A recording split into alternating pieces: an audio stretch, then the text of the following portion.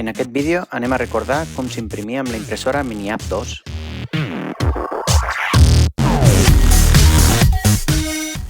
Comencem amb l'inici de la màquina.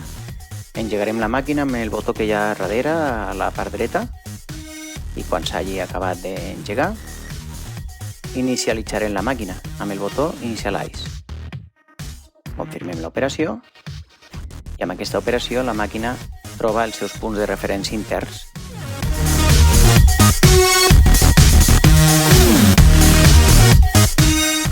Anem ara a recordar com es carrega el fil. Obrim la tapa del portafil,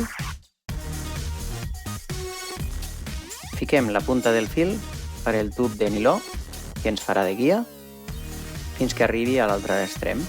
Un cop el fil ha sortit uns centímetres, anem a material i li donem a extrude, amb la qual s'escalfarà la punta de l'extrusor i un cop aquesta estigui ben escalfada començarà a tibar del fil. Fiquem el fil dins de la boca del capçal i esperem a que la màquina s'hagi escalfat i comenci el motor intern a espentejar el fil cap a dins. La màquina continuarà extruint fil durant uns segons.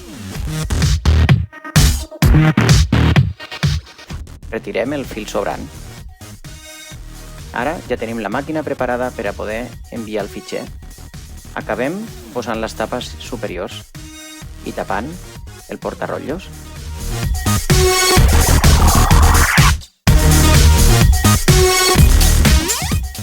Per imprimir, el primer que farem serà preparar el llit d'impressió. El traiem i li fiquem l'aca de la que tenim al taller. Tornem a ficar el llit d'impressió i tanquem la impressora. És el moment d'obrir el programa App Studio. Li donem a Add, al signe de més, Add Model 3D, i aquí seleccionem el fitxer que acabem de descarregar a l'ordinador. Comprovem que encaixi bé dins la plataforma i recordeu que aquí a Settings seleccionem el material, que en el nostre cas és PLA. Ens assegurem que tingui un infill del 13% i li podem donar a Print. La impressora, quan rep el fitxer, primer escalfa el capçal i el llit i després comença a imprimir. Ara només fa falta esperar a que acabi.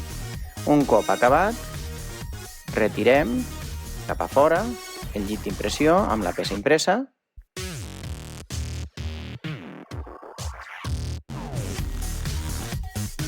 i amb una mica de força la separem del llit.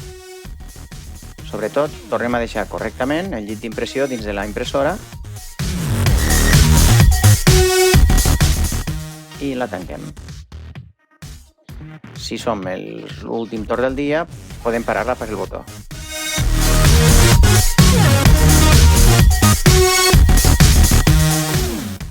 Si volem reimprimir una peça, directament per la pantalla li donem a Print, busquem la peça que acabem d'imprimir, la seleccionem amb el dit i li donem a Print.